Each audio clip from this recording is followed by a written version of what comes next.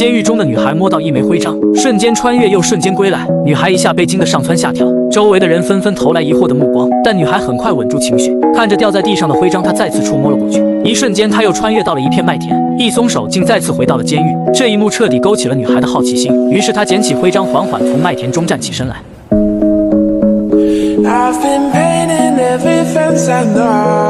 回身眺望远方，麦田的尽头处竟拔地而起一座宏伟的未来都市，直插云霄。女孩好奇地向前走去，却一头撞在了墙壁上。面前的帅哥还以为这是什么新型搭讪方式，刚想捡起徽章就被女孩突然喝止。他担心徽章的秘密被发现，赶紧用糖纸将徽章包裹了起来。当女孩被父亲保释回家时，全部心神都在小小的徽章上。凯西突然想让父亲也试一下，结果父亲却什么事也没发生。难不成真是自己嗑药嗑害了？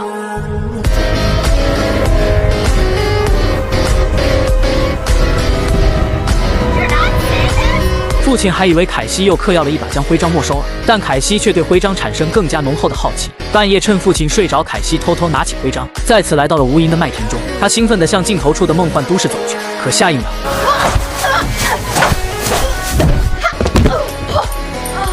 学聪明的凯西这次直接来到屋外，确认了一下方向。为了一探究竟，凯西骑上自行车朝着尽头处的未来都市前进，很快就来到了一处空地上。谁知凯西刚触碰徽章，一个飞行器就差点撞上他。回过神后的凯西瞬间被眼前绚丽的科幻景象震撼到，环形反重力绿化，超强韧性的防护服，先进的高速飞行器，无轨道的悬浮列车和自动返航的火箭。凯西对周遭充满科幻色彩的景象充满了兴奋。他登上一座悬浮列车，又发现了无重力的水池，人们跳进水池，从池底又落入下方的水池，甚至车上还有个女宇航员正在讨论一会要去往20光年外的星球旅行。凯西跟着女宇航员下了列车，眼前开阔的视野让他对这座未来都市更加向往。一名宇航员邀请凯西乘坐飞船遨游太空，可这时脚下传来巨大阻力并荡起了涟漪，徽章的电量也在告急。凯西才走几步，电量就彻底耗尽。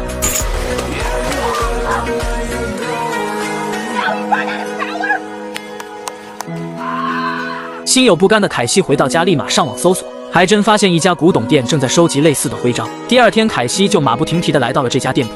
老板是个长得很像安追的男人，他刚看到徽章就神情大变，很显然十分清楚徽章的来历。随后友善地告诉凯西，徽章就是去往未来都市的通行证。然而下一秒，安追的态度却急转直下，立马追问是谁给了凯西这枚徽章。可凯西确实不清楚徽章怎么来的。他刚想离开，安追和老板娘就拿起桌上的玩具枪威胁他今天走不成了。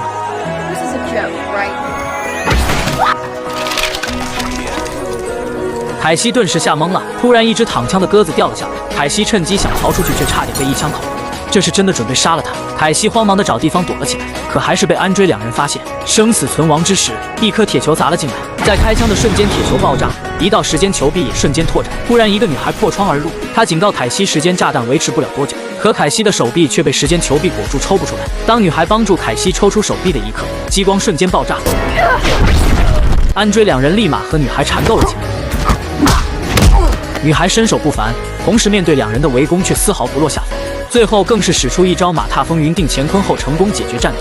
原来安追和老板娘都是机器人，而他们前脚刚离开店铺，后脚安追就发生了自爆。女孩立马带着凯西抢了一辆车疾驰而去。没多久，佛波勒赶到，只在现场发现了一颗烧焦的机器头颅。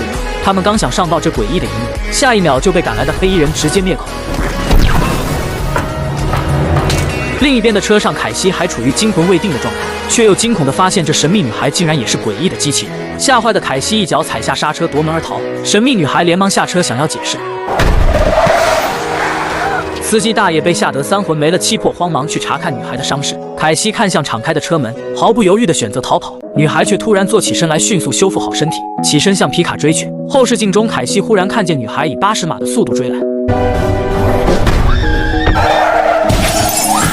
女孩干净利索地拔掉钥匙，破坏车门。惊恐的凯西大声尖叫，只想下车，但女孩却警告她，要么现在下车回去被那些机器人杀死，要么就和她一起去往那未来新都市。听闻后，凯西迅速冷静下来，因为她确实对那梦幻般的新世界产生了浓浓的向往。女孩表示自己叫雅典娜，是个招募官，专门招募像凯西这般富有想象力和创造力的人进入新世界。徽章就是她趁机塞到了凯西的包中，而这也是最后一枚徽章。如果凯西不尽快赶到新世界，那么一切都将不复存在。这让凯西疑惑新世界发生了什么事，但雅典娜却闭口不谈，只告诉她去往新世界还需要一个人。然而第二天疲惫睡着的凯西却被雅典娜扔到了车外。正当凯西有些恼怒和不知所措时，发现路边有一条小路，来到尽头处后有一户人家，突然一条凶猛的恶狗扑来，凯西慌忙逃离，却不慎摔倒。但很快他就发现这条恶狗竟然没有找命，于是凯西壮起胆子挥了挥手，原来这只是个3D 投影，可这逼真程度绝对超越了世界上最顶级的投影技术。凯西来到屋门前，向着监控显示徽章，岂料下一秒他就被一道空气波击飞。屋门打开后，一个男人捡起徽章，他语气不善地警告凯西从哪来的就回哪去。显然他并不想和这件事产生瓜葛，但放弃不是凯西的性命。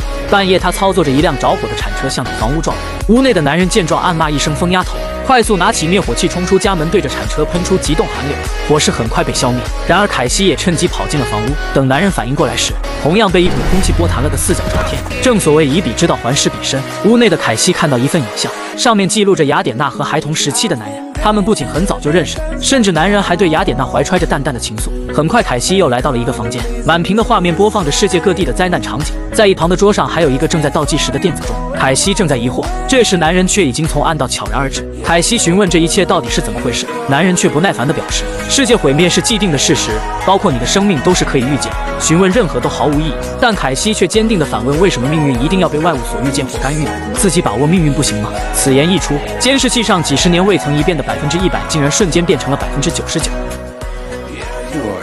看到希望的弗兰克也彻底告诉了凯西真相。1964年的世博会，6年弗兰克带着自己发明的喷射背包来参展，但却因为设计方面的不成熟，遭到了展会的拒绝。可招募官雅典娜看上了他的天赋，并给了他一枚徽章。而在雅典娜的刻意指引下，他跨越栏杆，跟在被选中的人后面登上了漂流船。进入到乐园后，一个扫描仪检测到了资格徽章，地面瞬间下线，将弗兰克带到了一个神秘空间。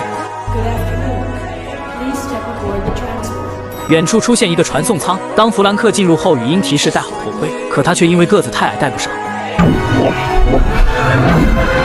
一阵颠簸后，弗兰克爬起来到了舱外，外面是被一片迷雾包裹的世界。突然，一个机甲出现，帮弗兰克修好了喷气背包。这时，几名工作人员也发现了他的踪迹。弗兰克因为惊慌，从高台掉落万米高空，强烈的失重感传来，幸亏喷气背包也跟着落了下来。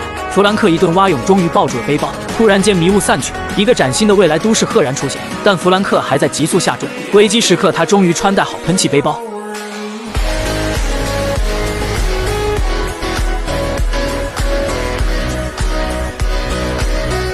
弗兰克在新世界里尽情地翱翔，直到他发现了欣慰的雅典娜。从此，弗兰克就在新世界安定下来。可在之后，他和这里的执行官大卫运用量子技术一起创造了时空检测塔，并预测了地球即将毁灭的事实。大卫认为人类无可救药，于是彻底封锁了地球与新世界的通道。但弗兰克却心有不甘，不愿放弃。他被大卫从新世界驱逐了出去，而雅典娜也因为和弗兰克的朝夕相处中产生了情感。他私自来到地球招募改变命运之人，但大卫却派出黑衣人对他进行清剿。事实证明，大卫错了，地球的命运因为凯西不再是100%走向毁灭。然而这时监控设备传来报警，原来是黑衣机器人追杀了过来。弗兰克立马开启防护模式，加固门窗，可黑衣人还是冲破进了屋内。还好弗兰克提前布置了大量陷阱，成功解决几个黑衣人。最后两人躺进浴缸，黑衣人想要摧毁浴缸的防护，但浴缸却直接化身弹射火箭飞向空中，随后坠落进了1000米开外的湖水中。雅典娜也在这时赶了过来。他们驱车来到了一处秘密基地，这里藏着一个穿梭机。经过一阵眩晕感十足的传送后，凯西惊讶地发现他们竟瞬间跨越几千公里，来到了巴黎的埃菲尔铁塔上。而弗兰克又告诉了凯西一个惊人的真相：原来新世界是由特斯拉、爱迪生等众位科学巨头规划实施，他们共同找到了空间维度的存在，并在一个崭新的纬度中建造了新世界，同时不断秘密地从地球招募各领域顶尖的人才去往新世界，共同打造未来都市。而埃菲尔铁塔就是最初用来穿梭纬度的火箭。弗兰克一顿操作后，随后整个巴黎的人们都震惊地抬起脑袋，一颗古老的火箭从塔顶缓缓上升，整个埃菲尔铁塔竟变成了火箭发射台。人们拿起手机纷纷记录下这不可思议的一幕。火箭瞬间释放的能量波干扰了全程电子，并急速使出了大气层。爬升到一定高度后，火箭分离了燃烧舱，同时调转方向对准地球，以更快的速度俯冲下去。穿梭舱不断的旋转突破，空间维度不断荡起涟漪。终于在某个时刻，穿梭机彻底冲破纬度，来到了纬度中的新世界——明日世界。而新世界却因为通道的关闭，没有新型人才的输送，已经变得毫无生气，破败不堪。这时飞来几艘飞行器，执行官大卫走出，准备逮捕几人。可弗兰克却告诉他，凯西的出现给地球带来了新的希望。于是大卫将信将疑地带着3人来到了时空检测塔，而凯西也见识到了量子纠缠的神奇，不仅能预测未来，也能看见过去。凯西就看见了3天前的自己，而在弗兰克的指示下，凯西又看到了地球的未来。火灾、核弹、暴乱、地震、洪水、火山喷发、冰川融化等一系列末日景象，这让凯西对地球的未来充满了恐慌。他质问大卫为什么不将人们带到新世界来，可大卫却说地球在58天后灭亡是既定的事实，这都是地球的野蛮人自己造成的后果。新世界只接收精英人群，如果放开接受，只会将新世界带向毁灭。凯西无法接受这种观念。突然间，原本末日景象的地球闪过一抹生机绿色，但大卫却没发现将它们关了起来。而凯西忽然意识到，时空监测塔可能不是在预测未来，而是在广播未来。它的信号穿越了纬度到达地球，就像是一枚巨大的徽章，传播给全世界的人类一种消极的信号。这种信号察觉不到，但却潜移默化地将人类引导向毁灭的结局。所以罪魁祸首是时空监测塔本身，他们必须关闭监测塔。然而机器士兵准备将他们驱逐到陌生纬度。凯西两人向大卫解释他们的发现，但大卫却不听任何解释。此刻弗兰克终于醒悟，这一切都是大卫有意操控。大卫认为时间已经给了人类无数次改变未来的机会，但他们却不珍惜。而弗兰克趁机对大卫大打出手，一旁的雅典娜也和仿真人缠斗了起来，而凯西则扔出了一枚炸弹。猛烈的爆炸后，仿真人被尽数摧毁，大卫也被重物压住，动弹不得。可这时的雅典娜却在未来的投影中看见了弗兰克即将被大卫杀死的画面，他义无反顾地扑过去挡住了子弹。凯西一脚踢飞大卫的枪，弗兰克慌忙抱着雅典娜想去修复好它，可雅典娜却制止了他，因为他的损伤太过严重，并且他的自毁程序已经启动。雅典娜嘱咐弗兰克将自己的身体作为炸弹摧毁时空监测塔。悲伤的弗兰克背上喷气背包飞上了高空中。雅典娜忽然问他：“你知道为什么一直没办法让我笑吗？”弗兰克摇了摇头。雅典娜说：“因为你一点都不搞笑。”